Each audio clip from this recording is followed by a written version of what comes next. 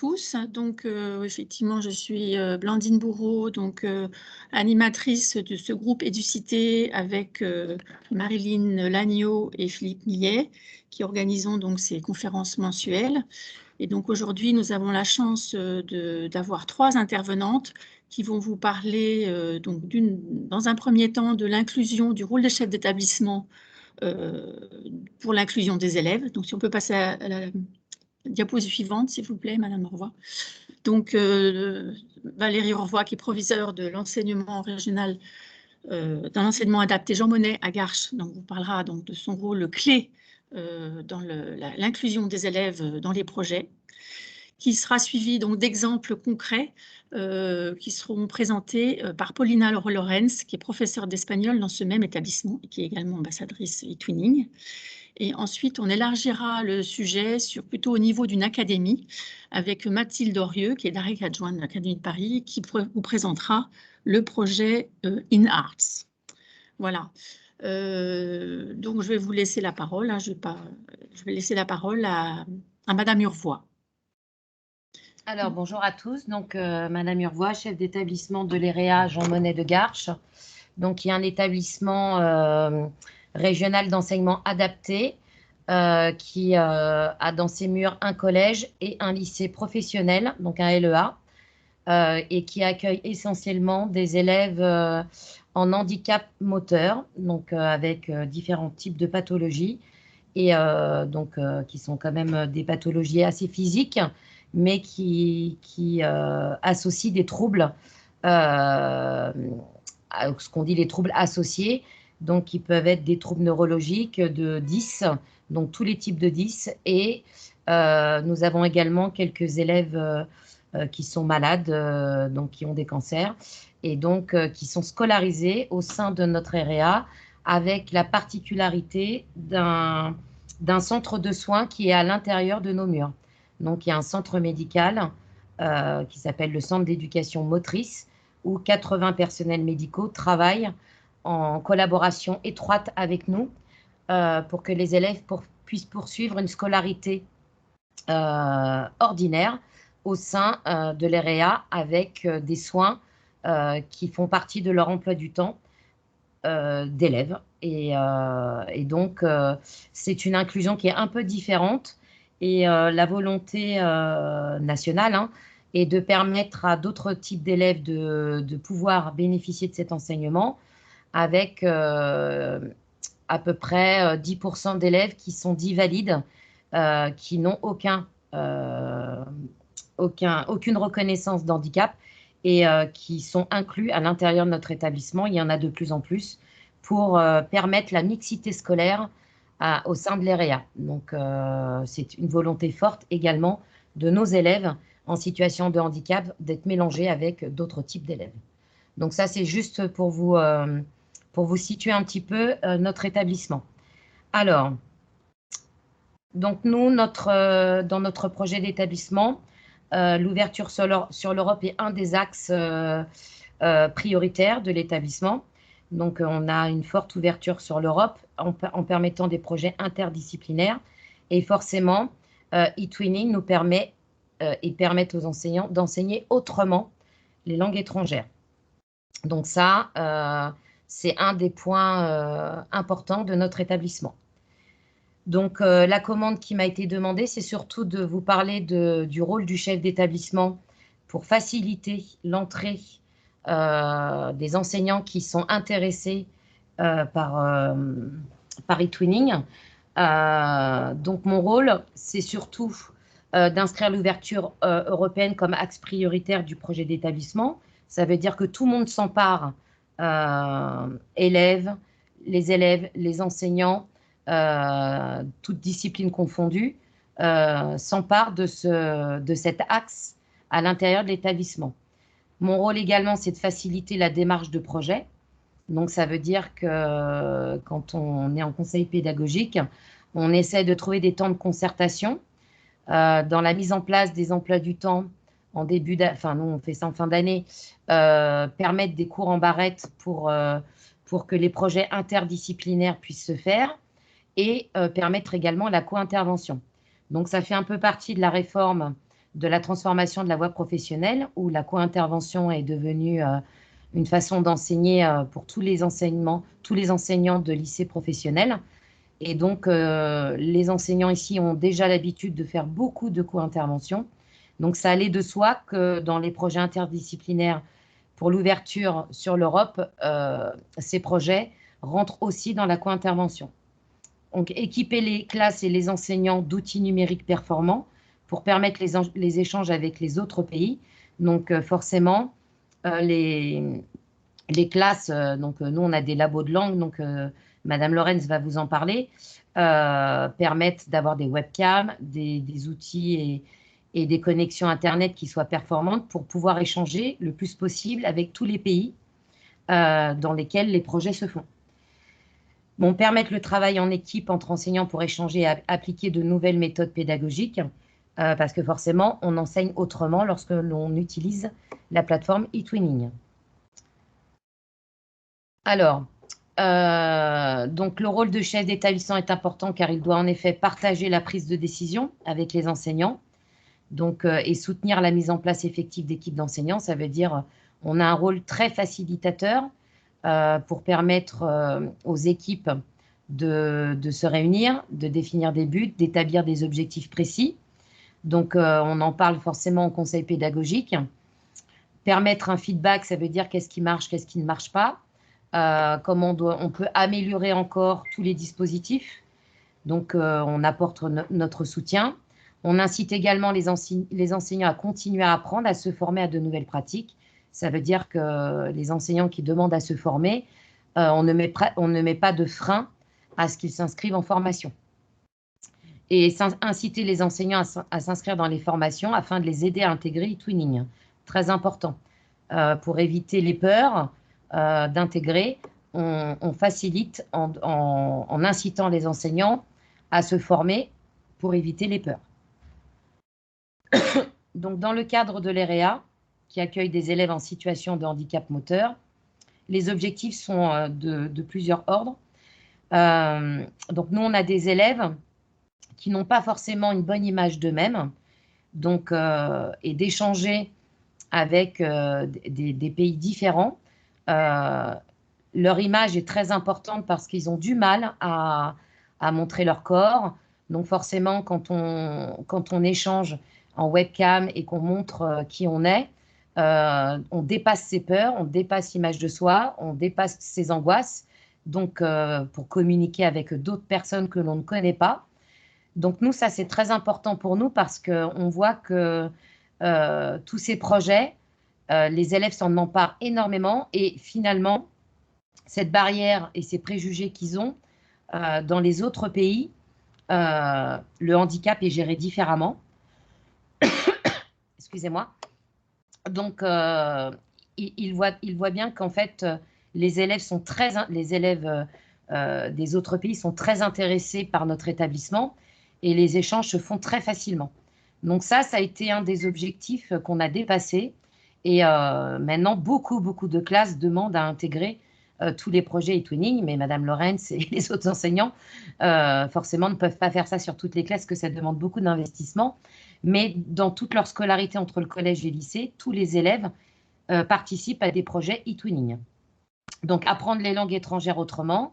Donc ça, c'est forcément, ils progressent en termes de compétences dans les langues étrangères parce qu'ils ont beaucoup d'exercices pratiques. Et ils améliorent également leurs compétences en TIS parce qu'ils utilisent énormément le numérique.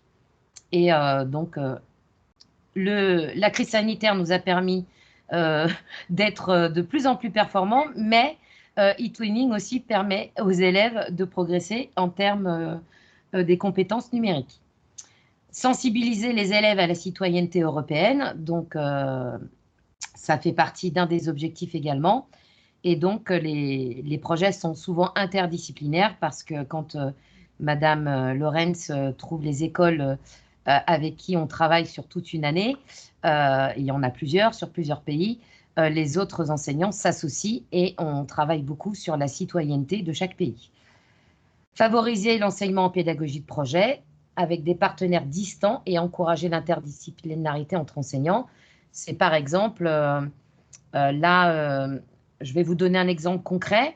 Madame Lorenz est en train de finaliser un projet e-twinning avec des échanges. Alors forcément, il y a eu des échanges en numérique, des envois de mails, mais également aussi on fait des plaquettes. Alors on a la chance d'avoir un bac RPIP au sein de nos murs. Donc forcément, on associe les classes de seconde, première, RPIP et terminale au projet et on réalise les plaquettes avec les élèves et les enseignants de RPIP. Et ensuite, on fait des envois dans les pays dans lesquels on est associé dans le projet e-twinning. Et là, on a également fait des t-shirts où on a des machines où on met le logo du lycée, le logo d'e-twinning. Et tout ça, ça permet également de faire nous, on a des chefs-d'œuvre à faire, d'autres manières de travailler avec les autres disciplines et de s'emparer également de manière plus générale dans le lycée de tous ces projets. Alors, je sais que mon temps je vais essayer d'aller vite, hein, j'ai un petit temps. Il vous reste 3 minutes. D'accord, rôle facilitateur du chef d'établissement. Donc, ce qui est important, c'est que les chefs d'établissement doivent être eux-mêmes convaincus de tout l'intérêt que ça porte pour les élèves, cette ouverture vers l'Europe. On est citoyen de France, mais on est également citoyen européen. Et donc, si on est soi-même convaincu, le chef d'établissement a forcément un rôle facilitateur pour les enseignants, pour leur éviter tous les problèmes de logistique, les problèmes techniques. Donc, on doit également nous-mêmes porter les projets. Donc, je vous ai mis à porter le soutien logistique, envoi de courrier, de production, de présents dans les autres pays, fournir tout le matériel nécessaire. Donc, pour éviter aux enseignants d'être paniqués au moment où les séquences pédagogiques se font. Donc, on a ce rôle facilitateur. Donc, accompagner les équipes dans les projets, c'est permettre des réunions de coordination, de synthèse et trouver des temps dans l'emploi du temps de tous pour permettre ces échanges.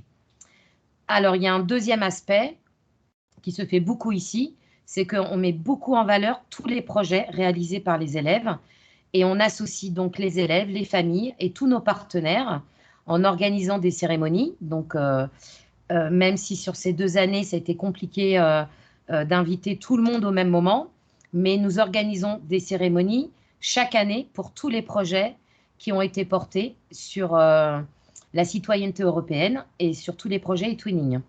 Donc, souvent, on invite tous nos partenaires et les familles et les élèves. Et ici, nous avons la presse lycéenne, donc une gazette qui est trimestrielle, où tous les projets des élèves, il y en a beaucoup ici de projets, sont édités dans la gazette et on envoie tout au journal de la ville de Garches dans le 92 et à toutes nos institutions. Ça veut dire qu'on prospecte très large et on communique énormément sur tous les projets des élèves. Voilà, je crois que j'ai terminé.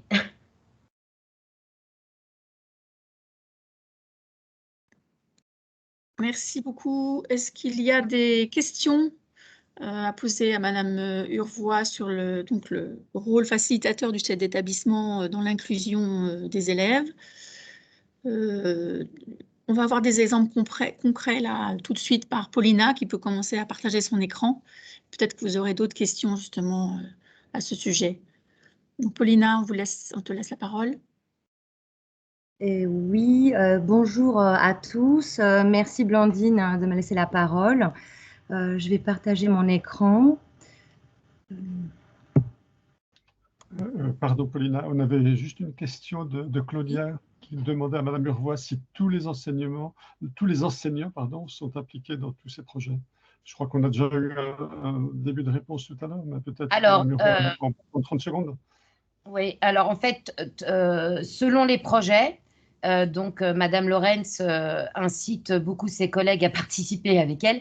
Donc selon le projet et le pays, ça peut être dans un projet, ça peut être les professeurs d'art appliqué, les professeurs de RPIP, mais ça peut être également la cordonnerie, notre CAP cordonnerie. Il y a forcément les professeurs d'enseignement général comme l'histoire géo, le français. Et en fait, ce sont des équipes qui se constituent. Donc, ça peut être sur une année, ça peut être 8 enseignants qui sont impliqués dans le projet, ça peut être un peu moins. C'est selon tous les projets qui sont portés. Alors, il y a forcément une coordinatrice qui est Madame Lorenz, que vous allez entendre.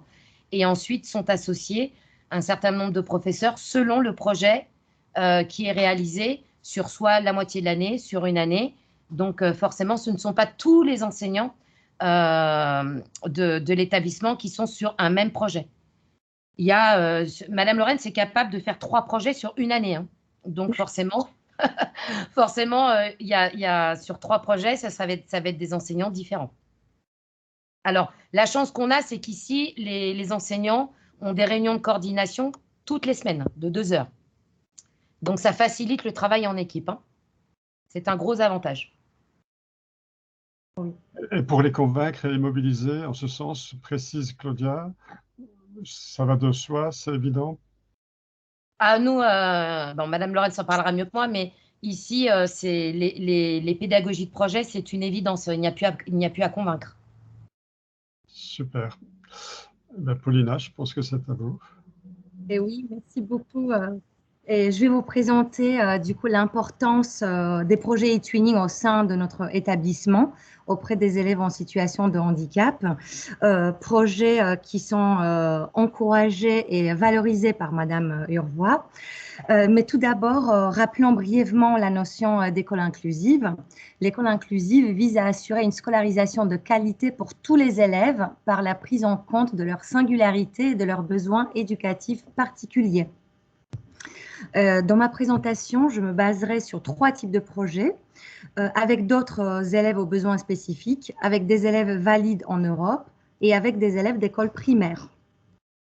Passons au premier type. Le point de départ sur le plan de l'inclusion était de ne pas souligner le handicap, mais de valoriser les élèves et d'améliorer leur auto-estime en les rendant acteurs de leurs apprentissages. Et voici quelques exemples d'ateliers créatifs éveillant leur curiosité, comme par exemple la création de sachets aromatiques à base de plantes, les éco-affiches pour sensibiliser à l'environnement ou bien un jeu de société artisanal. Et comme le dit l'une des élèves, Olivia, e-twinning est pour moi une ouverture culturelle qui permet de partager et de découvrir des choses de nos pays. Passons maintenant au deuxième type de projet. Pour illustrer mon propos, j'ai choisi de vous montrer 3 exemples, dont 2 en cours de réalisation. Dans le premier exemple, Mujeres en Acción hacia la Igualdad, il s'agit de sensibiliser les jeunes de l'EREA à la problématique portant sur l'égalité homme-femme pour former les futurs citoyens. Et nous voyons ici quelques activités collaboratives comme la création d'un logo en faveur de l'égalité homme-femme et justement les t-shirts solidaires avec les femmes dont Madame Urvois vous a parlé à l'instant, tout à l'heure. Et voilà le travail de nos élèves à l'atelier. Ils présentent les t-shirts pour l'égalité homme-femme.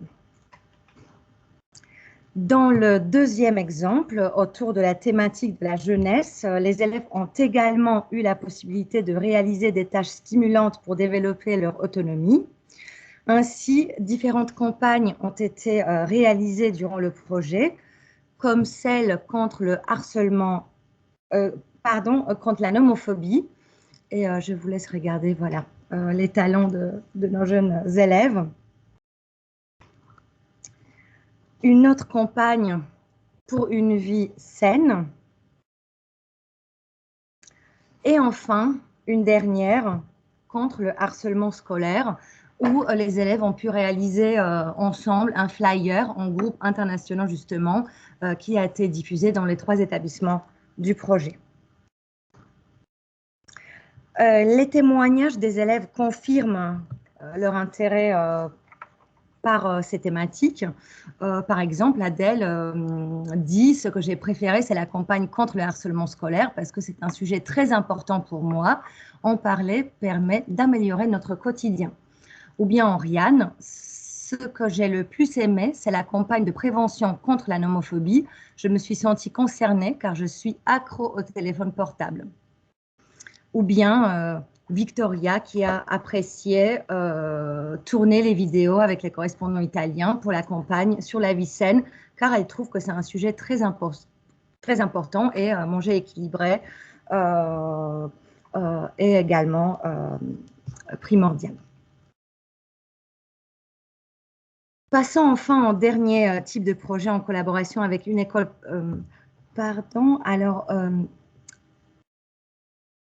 C'est le troisième type de projet. Donc, l'objectif est de créer l'école idéale envisagée par les élèves. Les jeunes participent à plusieurs espaces éducatifs. Par exemple, dans l'espace jeux d'enfance, ils dépassent leur handicap par le sport en montrant que ce n'est pas un obstacle. Et justement, on collabore ici avec les professeurs d'EPS. Dans l'espace littéraire, les élèves partagent leur goût pour la littérature. En ce moment, on est en train de réaliser les boîtes littéraires communes avec les établissements en Espagne et en Italie. Et dans l'espace environnement, les élèves s'emparent de la question écologique pour une prise de conscience citoyenne à travers les vidéos traitant de la pluie acide, par exemple, ou bien de la pollution par les plastiques. Et justement, le dernier type de projet, c'est un projet en collaboration avec une école primaire en Espagne.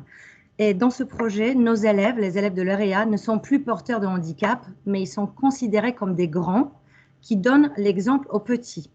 Et ensemble, ils mènent différentes activités. Par exemple, ils se rencontrent par visioconférence, ou bien ils se défient dans les concours. Ici, vous pouvez voir les photos des gagnants du concours pour la meilleure affiche représentant le projet, ou bien notre élève Tessir avec le diplôme pour le meilleur travail avec son binôme d'Espagne dans le concours marque-page. Les élèves travaillent en groupes internationaux et révèlent leurs talents artistiques. Donc voilà, c'est un atelier qu'on a organisé sur l'organisation sur les marque-pages autour de la fête mexicaine. Et voilà le résultat.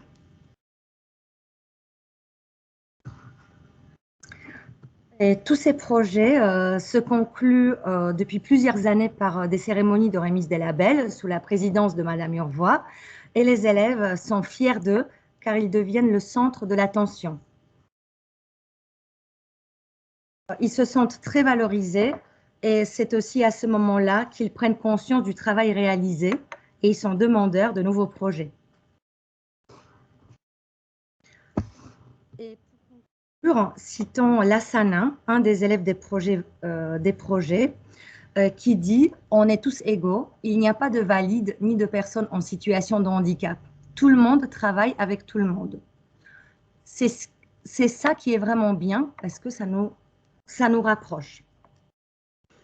Et je terminerai par une petite note joyeuse de mon élève Pauline.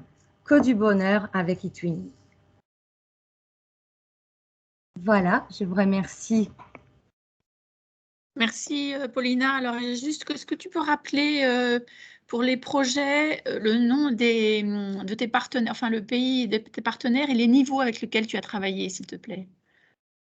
Alors, comme a dit Madame Urvois, on travaille avec tous les niveaux. Donc ici, dans notre lycée, on travaille avec les troisièmes prépa métiers, en commençant par les troisièmes prépa métiers, en passant par les secondes, premières, terminales.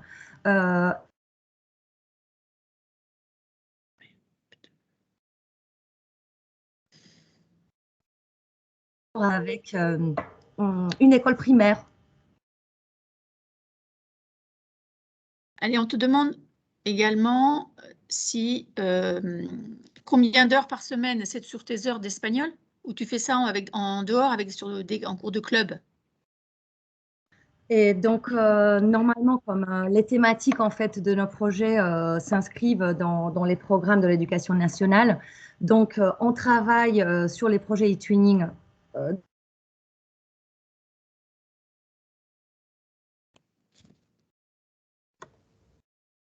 de la part des élèves. qui travaillent eux aussi dans leur temps libre, pendant les vacances, pendant les week-ends. Voilà, tant les élèves que les enseignants, nous travaillons beaucoup en dehors voilà, de nos heures de cours, mais normalement le projet se déroule pendant les cours. On a eu quelques problèmes de son, Paulina. Est-ce que... Alors, c'est pas, je vois les questions, c'est pas sous forme de club. Les élèves ici, c'est intégré dans leurs cours et dans les programmes de l'éducation nationale. Mais comme ici, on a un internat, les élèves travaillent aussi les projets en dehors des cours pendant leur moment libre. Et les enseignants, Madame Laurence et même les autres enseignants ne comptent pas leurs heures. Ça veut dire qu'ils peuvent très bien, quand ils font des productions, par exemple, déborder un peu sur le temps scolaire et faire ça à des moments dits informels. Voilà, parce que comme vous le savez, ceux qui travaillent avec eTwinning, c'est un travail qui nécessite quand même les réunions avec les autres partenaires. Donc, on se réunit en dehors, on organise les visioconférences, on s'envoie des emails, on a aussi notre groupe WhatsApp. Donc, voilà, on est toujours en contact et pour monter nos projets pour nos élèves. Voilà, mais après, je peux comprendre que ça puisse donner des frayeurs en termes d'investissement, mais c'est tellement enrichissant pour les élèves, même pour les enseignants, c'est très enrichissant d'enseigner autrement que la question ne se pose même pas. Après, je vous ai dit tout à l'heure que le rôle du chef d'établissement était de valoriser, donc forcément, on a quand même une petite marge d'autonomie, nous, les chefs d'établissement. Nous récompensons les élèves, les familles, on fait des cérémonies pour valoriser nos élèves, mais dès qu'on peut récompenser les enseignants avec des heures qui nous restent, nous savons très bien l'investissement que cela demande aux enseignants de rentrer dans des dispositifs. Et nous, on y rentre, mais on fait énormément de choses. Donc, dès qu'on peut, on récompense également tous les enseignants. Je viens de voir aussi, il y a une question dans le chat, quelles sont les nationalités des autres établissements, des projets? Nous collaborons essentiellement avec les établissements en Espagne, mais aussi en Italie, au Portugal et en France. Nous collaborons avec d'autres établissements en France, mais surtout en Espagne. Je ne sais pas s'il y a d'autres questions.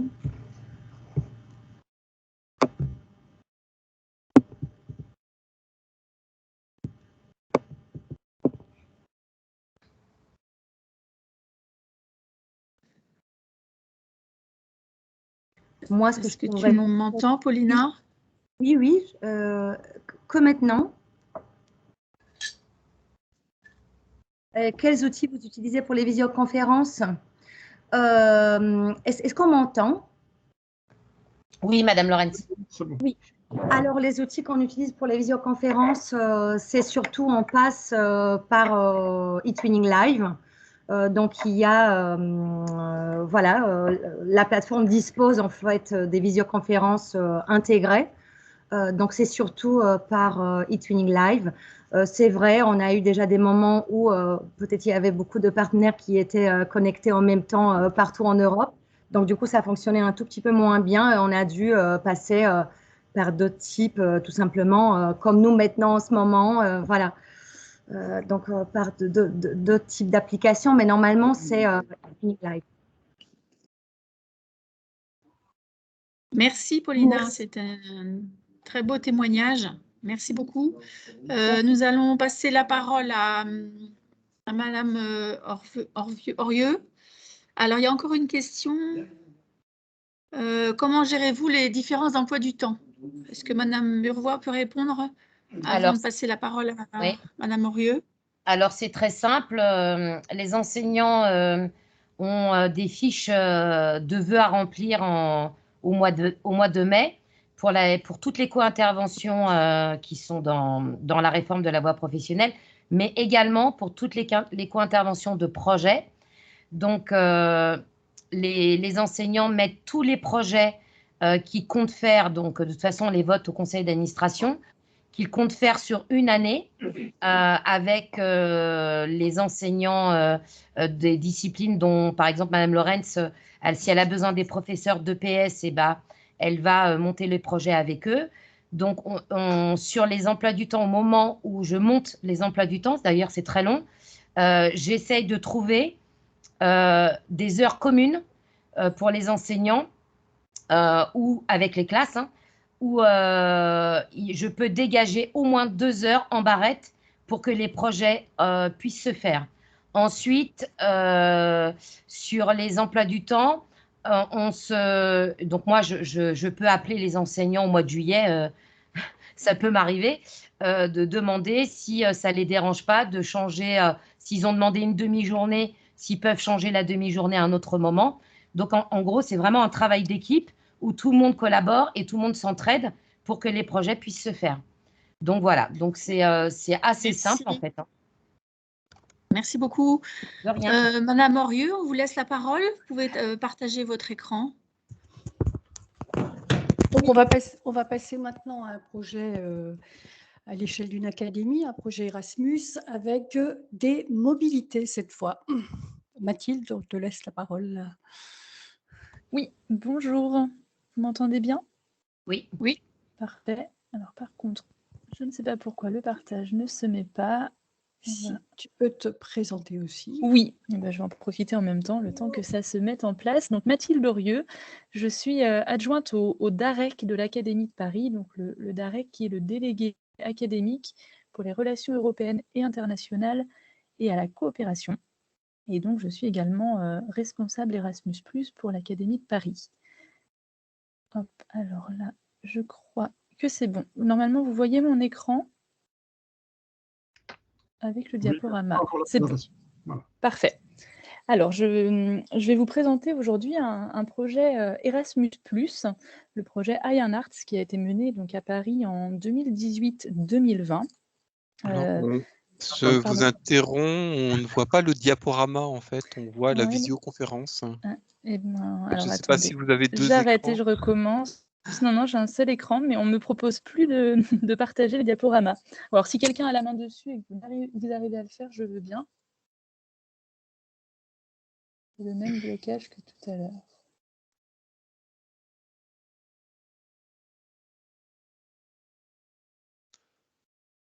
Non, j'ai pas possibilité de partager autrement.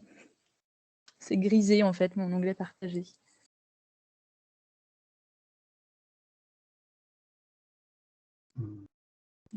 Si quelqu'un arrive à le mettre, sinon je vais le faire sans présentation, c'est pas grave. Apparemment, vous arriviez à partager votre écran, mais l'onglet de la présentation ne fonctionnait pas.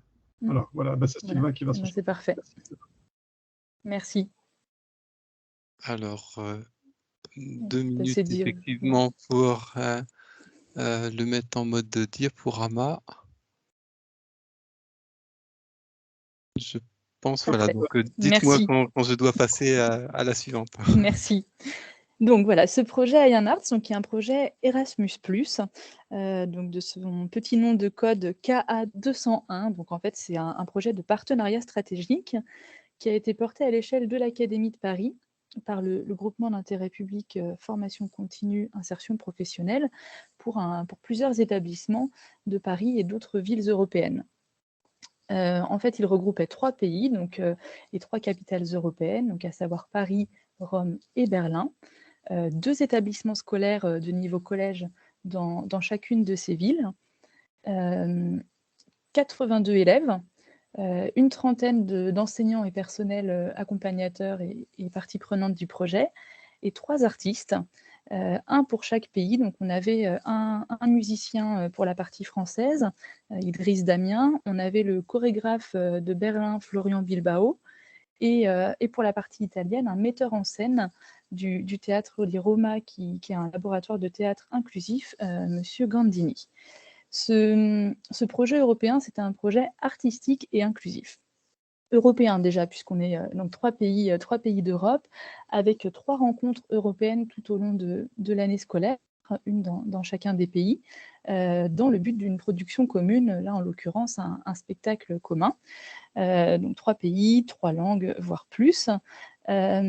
Un projet artistique, puisqu'on avait donc trois artistes, avec des ateliers qui ont été menés avec ces 3 artistes tout au long de l'année, chacun dans son pays, mais également pendant les 3 rencontres européennes, donc à Rome, Berlin et Paris.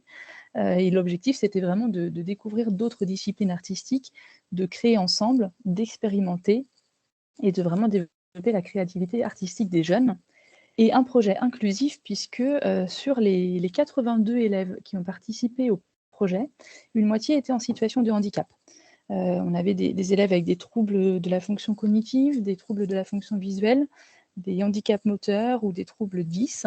Et donc voilà, une moitié d'élèves en situation de handicap et 80 élèves venant de 3 pays, avec chacun leur parcours personnel. Et donc c'était un petit peu tout le défi de ce projet.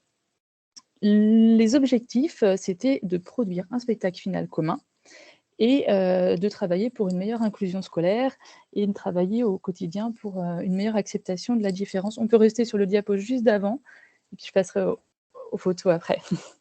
Et mieux accepter la différence et le handicap. Comment? Concrètement, donc on avait tous ces élèves qui ont été impliqués dans le projet à travers des ateliers tout au long de l'année avec l'artiste du pays et une participation à ces 3 rencontres européennes dans chaque capitale. L'objectif, c'était à chaque fois de travailler un petit peu plus pour préparer notre spectacle final.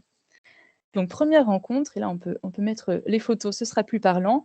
Tout le monde s'est rencontré pour la première fois en décembre 2018. Le projet avait démarré officiellement à la rentrée en septembre-octobre. Décembre 2018, les élèves de ces 3 pays, donc les 80 élèves, se retrouvent à Rome. Première rencontre avec les artistes aussi. Premières expérimentations artistiques à travers des ateliers de danse, de théâtre, de musique. Et puis, une première confrontation à la différence, au handicap et à cette prise en compte qu'il a fallu vraiment avoir en ligne de mire tout au long du projet, à la fois pour les élèves, pour les personnels accompagnateurs et puis pour les artistes qui ont dû prendre tout cela en compte dans leurs ateliers et dans leur approche de la gestion des temps de travail qui étaient prévus.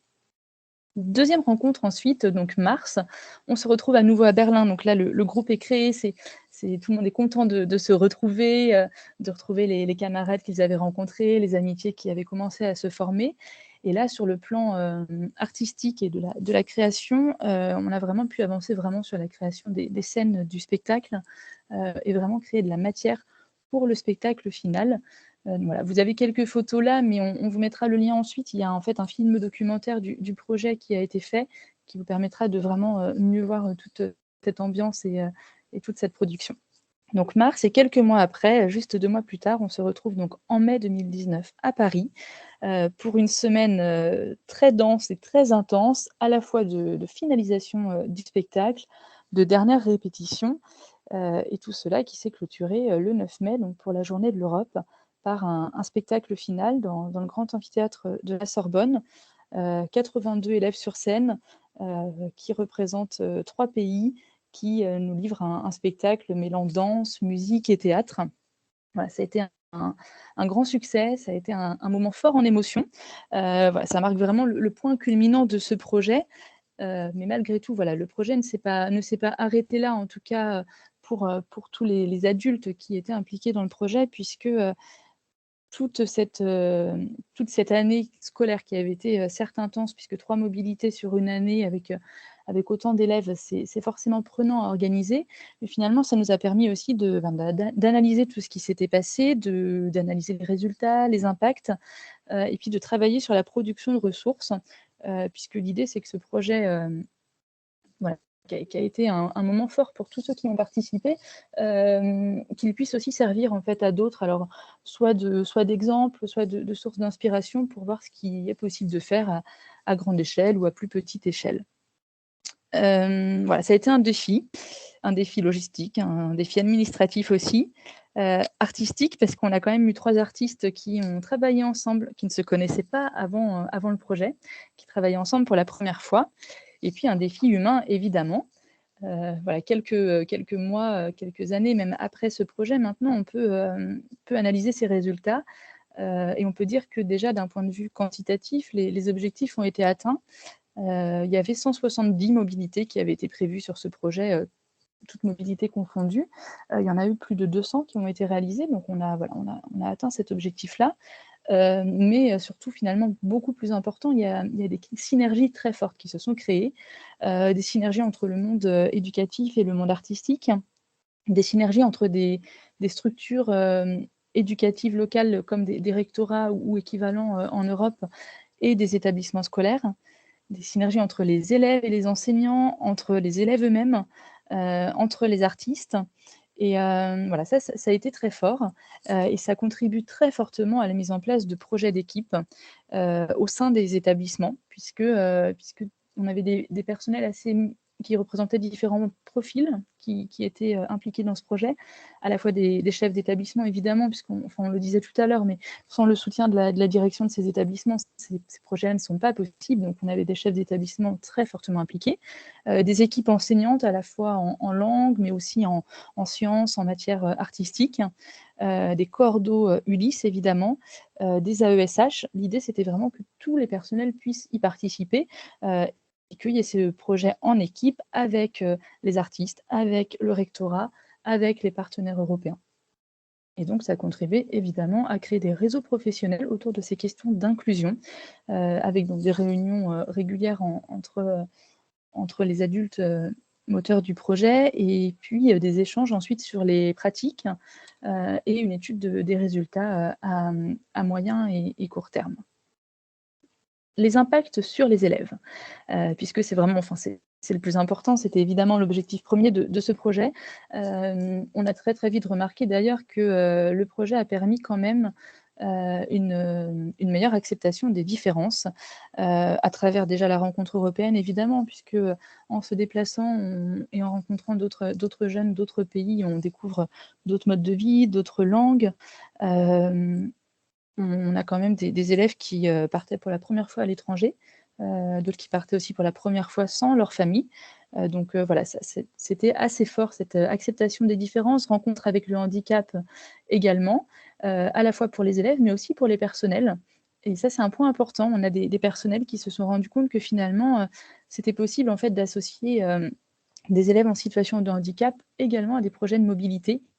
Évidemment, ça demande une anticipation, une préparation, mais finalement, ça se passe très bien et ça fonctionne très très bien, cette mixité des publics. Les élèves nous ont dit à 100% avoir trouvé leur place au sein du projet et au sein du groupe. Et du coup, ça leur a permis vraiment de gagner en confiance en eux. Ça a contribué aussi à un meilleur climat scolaire à l'échelle des établissements, en fait, suite à ces mobilités, suite à ce projet, avec une grande cohésion du groupe. Et tous les élèves qui s'étaient impliqués dans ce projet sont allés jusqu'au bout, ont tous participé à toutes les étapes et sont allés sur scène, ce qui n'était pas forcément gagné au départ. Et donc ça, c'était un grand facteur de réussite également et de contribution à la confiance en soi. Prévention du décrochage scolaire, puisqu'on a remarqué que ces élèves se sentaient bien plus investis dans leur scolarité, avec des poursuites aussi après le collège qui étaient très très positives. Et en termes de création artistique et inclusion, les objectifs ont été atteints, évidemment. On vous donnera le lien aussi vers le spectacle. Il y a une captation vidéo qui a été faite, donc si vous avez la curiosité d'aller regarder le spectacle. Et puis, il y a un thème qui est aussi sur cette conférence, on est sur la question de l'inclusion, mais aussi de la citoyenneté européenne. Et évidemment, c'est des jeunes qui étaient éloignés de l'Europe, éloignés des mobilités, et qui se sont rendus compte qu'il y avait d'autres jeunes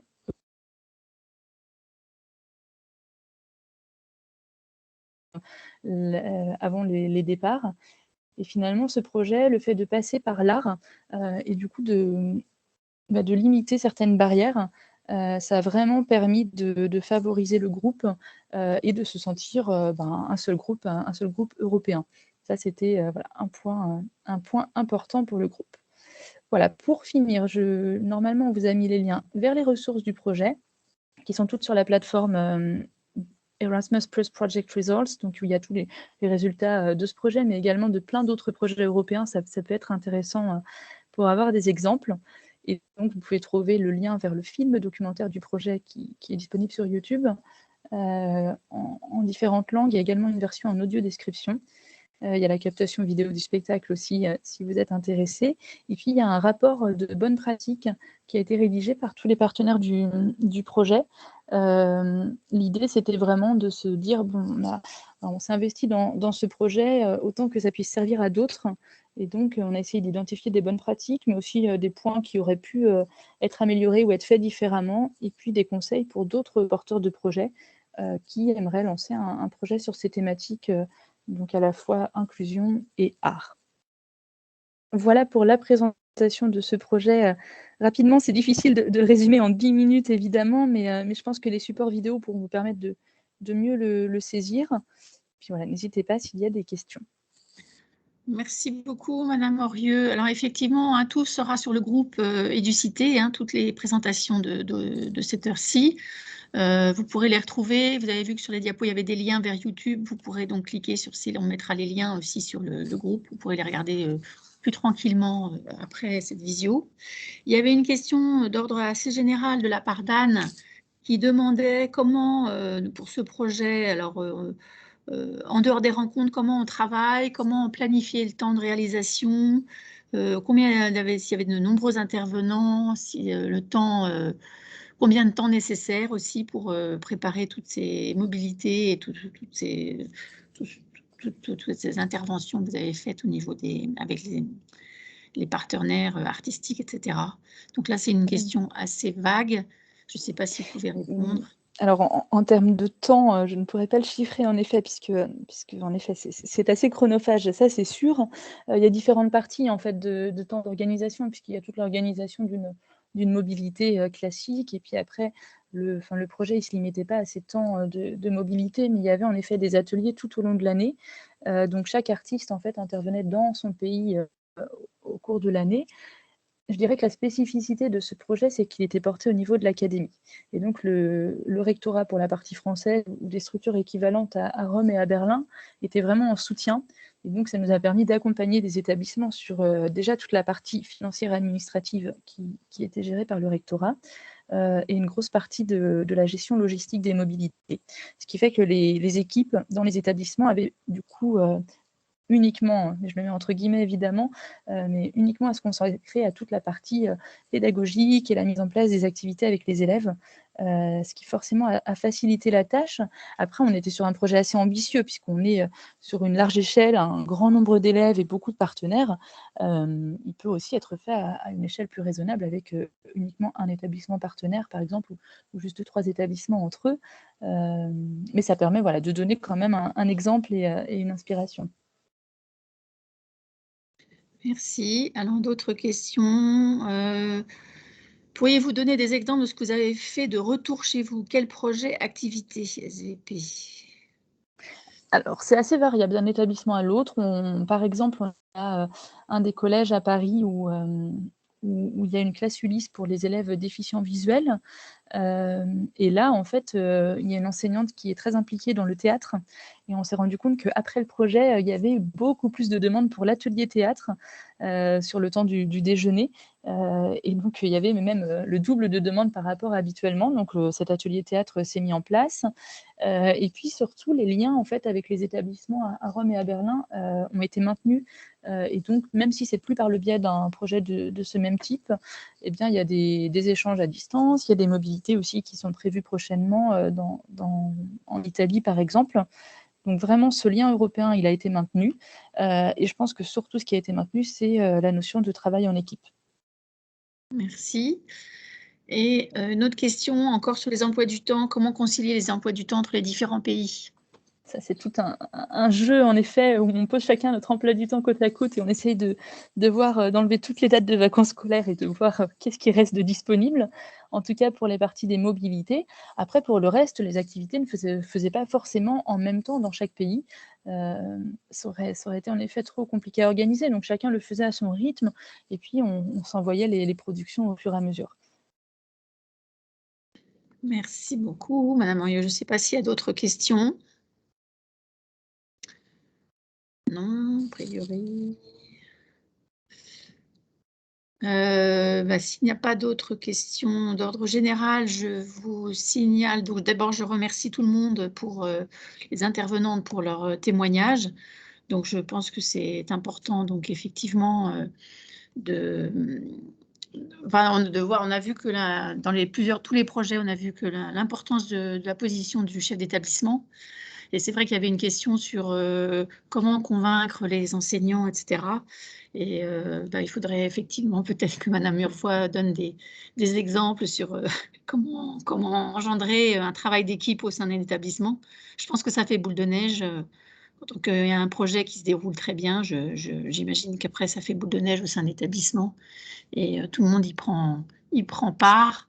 Et si effectivement les professeurs acceptent de donner un peu de leur temps, puisqu'on a vu quand même que ça donnait un peu de travail et beaucoup de reconnaissance. Le prochain webinaire sera sur la citoyenneté numérique.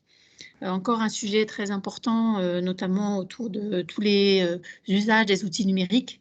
Quels usages utiliser, ne pas utiliser, quelle attitude demander le comportement sur Internet pendant les projets twinning, les visioconférences ou autres d'ailleurs. Donc, ce prochain webinaire aura lieu le 9 mars 2022. Donc là, vous avez l'adresse de contact si vous avez des questions à poser sur aujourd'hui, les précédentes conférences ou sur les prochaines. N'hésitez pas à nous contacter, donc les 3 animateurs. On vous répondra à travers cette adresse educité@etuning.fr. Et voilà, donc je ne sais pas si je ne vois plus les messages, donc je ne sais pas s'il y a d'autres questions. Philippe, Marilyn, vous pouvez peut-être prendre le relais. Merci Blandine. Non, pas d'autres questions. Je rappelle, comme je l'ai mis dans la conversation, le lien vers le Padlet qui est présent sur une des pages du groupe Educité et qui sert à chacune et chacun pour témoigner, apporter des exemples de projets, appeler à participer à tel ou tel événement, etc. Donc, n'hésitez pas. Vous pouvez aussi bien consulter, mais aussi publier. C'est le principe du Padlet. Faites-vous plaisir. Et nous, on peut piocher régulièrement dans ce Padlet pour trouver des exemples et vous donner la parole ensuite. Merci à toutes et à tous. Je vais rajouter une petite chose parce qu'après avoir écouté les 3 intervenantes, il y a quand même la place des familles est très importante dans ces projets, que ce soit à Garches ou à Paris même, puisque j'ai assisté au spectacle, je me souviens en Sorbonne, et vraiment les parents qui étaient là, je les ai vus dans la salle, qui étaient très émus. D'ailleurs, on était tous très émus. Et c'est vrai que ces projets qui sont très inspirants, très, très enrichissants, sont un véritable bonheur pour les familles. Oui, je pense. Merci d'avoir souligné ça. C'est sûr que, surtout notamment à l'EREA, les familles sont à la fois très, je pense, participantes et aussi reconnaissantes du travail de tout ce que font les enseignants. Et c'est vrai que c'est important. Et si ma mémoire est bonne, les familles italiennes il y avait des familles d'Italie et d'Allemagne qui étaient présentes. Je me souviens pas, là, Mathilde pourrait dire. Oui, tout à fait. Il y a des familles qui étaient venues pour le spectacle final et en effet, on a eu des remerciements de familles en nous disant merci puisque finalement, nos enfants ont pu être mis en valeur et ça leur faisait du bien aussi, alors aux jeunes évidemment, mais aux familles aussi d'avoir enfin une place pour tout le monde en fait dans ces projets-là. Très bien, merci beaucoup à tous. Et puis donc on vous dit au 9 mars prochain sur la citoyenneté numérique. Merci beaucoup. Merci, au revoir. Merci, à bientôt.